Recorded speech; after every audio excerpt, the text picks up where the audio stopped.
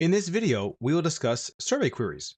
If you'd like to follow along with this video, please open the file surveyqueries.dwg located in the training folder as discussed in the Working with this Dataset video.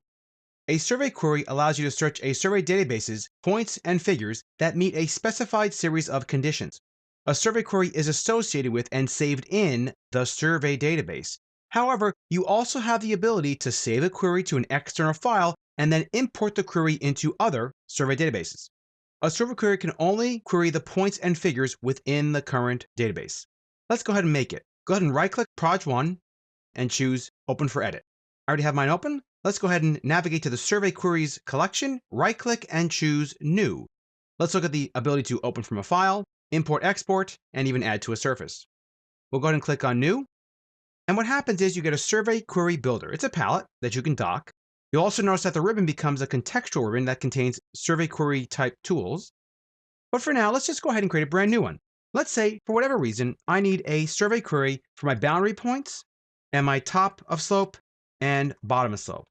Because I want to create a surface out of these, or I want to display them or query them and then view them afterwards. The first thing you want to do is click on the property in the points here.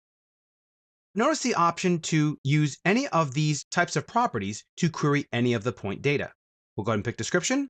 And then if you look at the operator dropdown, you'll notice you have the ability to query in any sort of way, whether it's equal to, not equal to, contains, etc. So in this case, what I want to do is I want to actually start out with the operator that says starts with. And the code for boundary points is BNDY. Now let's look at the figures query. For this one here, what I want to do is I want to add two. One that has the name TS and one that has the name BS, because that's top of slope and bottom of slope's description. We'll go ahead and click on the drop down here. We'll go ahead and click name. That says contains, but notice the option is to select any one of these operators. And we'll go ahead and give this a first one of TS, press enter. And let's go ahead and click another property that says or, right? So if you look here, we can actually do and, which would imply that it has to contain both those properties, both those values. In this case, we want to do or, which then allows you to say, hey, you know what? Pick one that has TS or one that has a name of BS as well.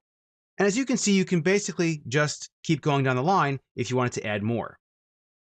If I turn auto hide off for a second here, hover back in here for a second, you can click on preview in drawing and you'll notice that it automatically fits the view for you and you can see it. These are not actually in the file. If I go ahead and select these, notice how they're not there. I can still zoom in and zoom out, which is very nice.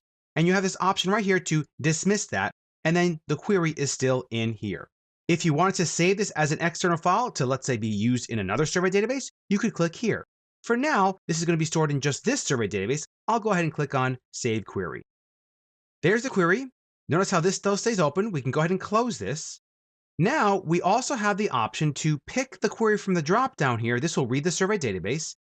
And then you can actually display it in an editor, or you could actually insert this data into the drawing. And there is our line work, top of slope, bottom of slope, and the boundary points, as you can see here. What's also very nice is the ability to add to a surface. So let's say you have a specific set of queries that you want to actually create a surface from. You can click Add to Surface.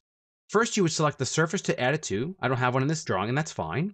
But what's very nice is the ability to actually define how the objects in the surface will update. You can insert them into the drawing as static objects. They will no longer talk to the actual database. However, this is very nice. You can actually reference the survey database for dynamic query results. It'll actually not put them in the file, and it'll just reference the survey database. If that's what you want, you just pick that option and click OK.